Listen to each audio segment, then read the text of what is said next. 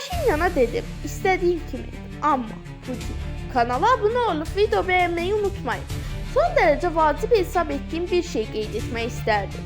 Rusiya və Ermənistan xalqları heç bir mübarizəsiz dostluq telləri və əsrlər boyu xüsusi münasibətlərlə bağlıdır.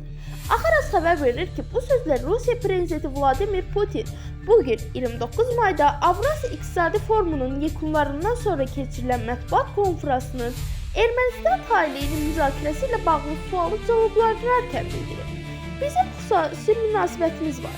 Rusiya ilə Ermənistan, Rusiya ilə erməni xalqı arasında. Mən bunu Nikol Vovayevsə dedim. O da təsdiqləyəcək. Mən ona dedim ki, ermənilər üçün yaxşı olan hər şey məqbuldur və Rusiya üçün yaxşıdır. O deyil.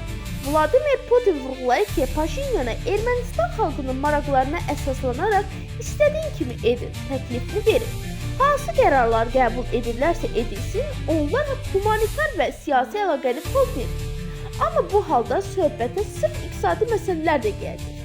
Hər şeyi hesablamalı, diqqətlə nəzərdən keçirilməli və qərarları qəbul edilməlidir.